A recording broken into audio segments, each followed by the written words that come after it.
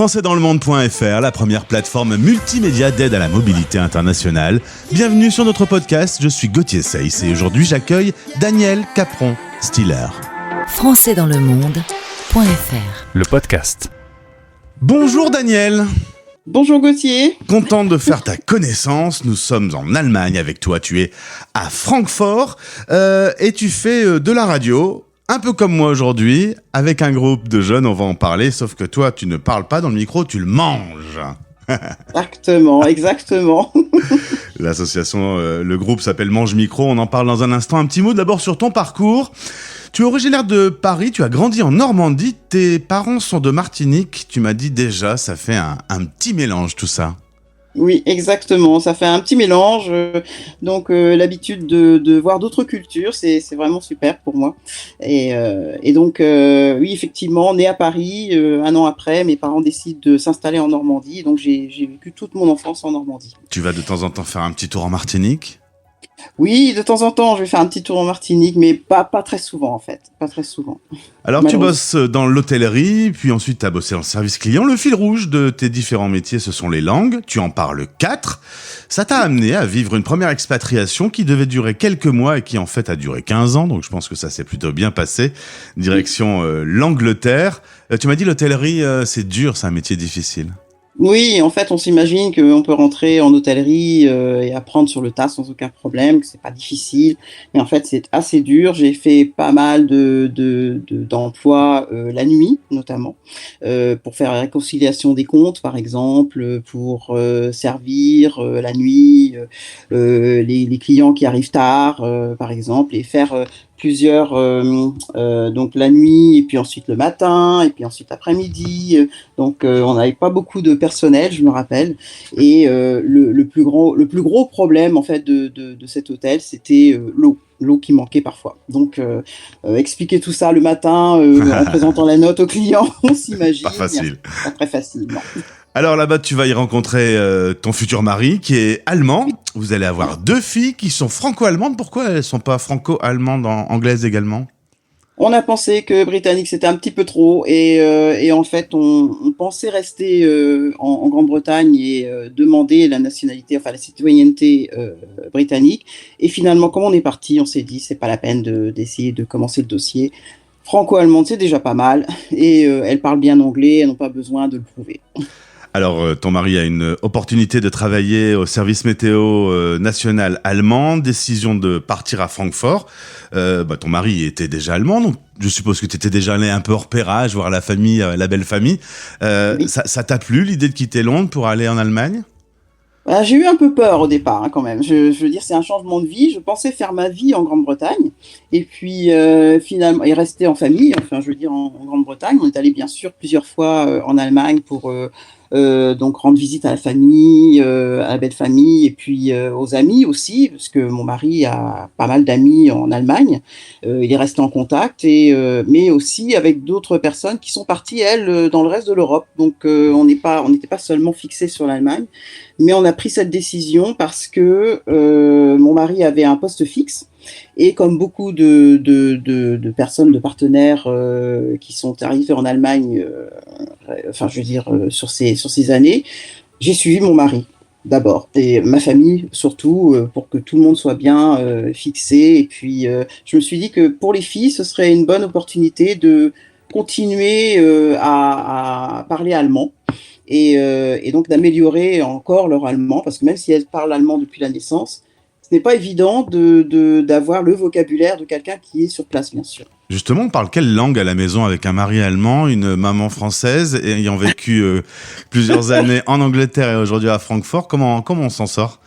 C'est une très bonne question. En fait, on fait un joyeux, on va dire, mélange, sans mélanger les langues, mais quand c'est la langue pour tout le monde, en général, c'est le français parce que mon mari parle très bien français. Et je l'ai découvert assez tard en fait. Mon mari parle très bien français, donc on essaye de parler français à la maison. Quand ça devient un petit peu trop dur, peut-être pour mon mari, on se met à l'anglais. et mon mari parle allemand avec les enfants. En fait, en gros, on a gardé nos langues maternelles et paternelles avec nos enfants, systématiquement. À table, mon mari va s'adresser aux filles en allemand, moi je vais m'adresser aux filles en français, tout le monde comprend. Et effectivement, je trouve que c'est un vrai miracle. Alors les enfants, pour autant, tu souhaites qu'ils maintiennent le français, le lien avec le français. On atterrit donc sur notre partenariat avec Flamme Monde, qui me permet de visiter les associations Flamme du monde entier, direction l'association Flamme Francfort, créée il y a presque 40 ans. Toi, tu as assez vite eu un poste d'animatrice là-bas. Tu travailles avec des enfants de 10 à 18 ans dans un groupe qui s'appelle les Manges Micro. Raconte-moi un peu comment ça a commencé. Alors, comment ça a commencé ? J'étais en vacances en Normandie avec mes filles et nous avons rendu visite à une école qui est à Cambremer en Normandie. Donc, j'ai essayé de regarder comment cette école réagissait à un groupe radiophonique qui vient une fois par mois, une semaine, et qui mobilise toute l'école pendant une semaine pour faire des émissions radio, en fait. Ils utilisent la radio comme un outil, ce qui permet un outil pédagogique qui permet de bien s'exprimer, de faire des recherches de journalistes pour faire en sorte que les enfants soient aussi indépendants sur les émissions. Donc c'est vraiment absolument génial. Et je me suis dit, ce serait une bonne idée pour commencer en fait un groupe. Flamme Francfort, parce qu'en fait ce qu'on avait remarqué, c'est qu'à la fin du primaire, on perdait les enfants de l'animation enfantine parce qu'on n'avait pas d'autres activités à leur proposer, et on s'est dit que ce serait une bonne activité justement pour garder les enfants jusqu'à ce qu'ils soient adultes en fait. Et ça a marché. Résultat, une fois par mois, sur une radio locale allemande, pendant 30 minutes, le deuxième samedi du mois, les enfants prennent l'antenne. Du coup, c'est l'occasion en effet de s'organiser, structurer, parler correctement, parce que quand on parle à la radio, il faut faire attention. Donc c'est finalement un bon moyen pour rester en lien avec le français. Oui, tout à fait. En fait, c'est un moyen. On prépare les émissions 2 fois par mois, ce qui laisse 2 fois 3 heures, donc le samedi, et ça ne laisse pas énormément de temps pour préparer une émission. C'est assez serré. Le rythme d'une émission par mois, c'est aussi très très serré. C'est très dynamique. Parfois, on est vraiment sous pression, mais on doit sortir une émission. Donc, on la prépare. On commence par chercher le thème. Ensuite, les questions, les interviews, les micro-trottoirs, donc on prépare tout ça aussi, et on trouve enfin les musiques qui collent au thème. Voilà. Et tout ça, ça fait en sorte que les gamins communiquent entre eux et communiquent avec d'autres personnes aussi. Et peut-être aussi qu'ils puissent se réécouter, parce qu'au final, c'est rare qu'on a l'occasion de s'entendre. Bon, je fais ce métier depuis longtemps, donc j'ai l'habitude, moi, de m'entendre, mais souvent, les gens, quand ils sont au micro, ils ont l'occasion aussi de se réentendre, et donc, du coup, aussi de corriger peut-être des défauts, des mauvaises liaisons, des articulations de phrases compliquées, des choses de ce style. Exactement. Bon, j'essaie de pas trop insister sur le côté scolaire de la radio, parce que ça doit rester un plaisir, bien sûr. Mais justement, j'ai eu l'occasion de voir que des enfants reprennent la parole en se corrigeant. Et ouais. Donc c'est un outil pédagogique, définitivement. Et puis vous en avez profité pour vivre une jolie expérience récemment avec la visite à Paris de la Maison de la Radio. Vous êtes aussi allé faire un tour à Radio Campus et au Sénat avec les enfants. Ça a été un week-end, à mon avis, quand tu es rentré du week-end, tu devais être bien fatigué.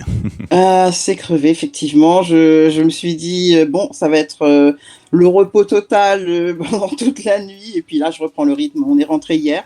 Et on est rentré très très fatigués tous, y compris les parents. J'étais étonnée, mais avec des étoiles dans les yeux et avec plein de beaux souvenirs à raconter pour la prochaine émission justement. Est-ce que vous avez l'occasion de visiter des studios mythiques ? Est-ce que dans le groupe il y a un futur Nagui dans ton groupe des Manges Micro ? Ah, je ne sais pas, mais en tout cas, j'ai un qui était intéressé pour faire un stage, justement dans une des radios, soit à la Maison de la Radio, soit Radio Campus Paris, qui reçoit aussi des stagiaires. Pardon. Et donc, on s'est intéressé, les enfants se sont surtout intéressés à Radio Campus Paris parce que je crois qu'ils n'ont pas trop réalisé dans quelle grande maison ils étaient, à la maison de la radio. Et ils ont visité le fameux studio 104, sans vraiment connaître l'historique derrière. Et ils n'ont pas écouté, bien sûr, les grandes émissions radiophoniques, les concerts, etc. Enfin, je veux dire, tout ce que représente ce studio 104. Et donc, par exemple, ils n'ont pas reconnu, bien sûr, Costa Gavras, qui était là pour faire un film d'un concert, avec en fait un film d'un film, un concert qui rejouait la musique d'un grand film des années 15-20, donc 1917, et donc je laisse la surprise aux auditeurs de découvrir de quel film on parle. Et donc ils n'ont pas réalisé tout ça, mais nous qui étions derrière, donc Anne et moi avons complètement réalisé ce que ça voulait dire. Eh ben, en tout cas, c'est une belle idée, et pourquoi pas inspirer les autres associations dans le monde de mettre les enfants derrière le micro. Évidemment, je pense aussi que c'est une bonne idée. Ça s'appelle les Manges Micro, le lien pour en savoir plus est dans ce podcast. Danielle, merci. La vie à Francfort se passe bien. Tu es heureuse de ce choix qui a été fait de vous poser là-bas? Oui, je repartirai plus maintenant. Tu m'as dit que c'était une ville agréable, tu m'as dit. Oui, c'est une ville agréable parce que c'est une ville de taille moyenne. Même si c'est une grande ville en Allemagne, c'est considéré comme une grande ville.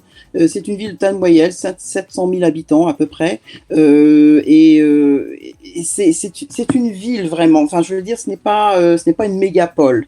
Ça veut dire qu'on peut s'y promener, on est très en sécurité, il y a de très beaux parcs, aussi de différentes activités. Je veux dire, c'est vraiment une ville comme on l'aimerait en fait, comme on aimerait l'imaginer, je pense. Eh ben c'est noté, Daniel. Merci pour ce témoignage. Tu salues toute l'équipe des enfants et puis tu leur souhaites une bonne émission. À bientôt. À bientôt. Françaisdanslemonde.fr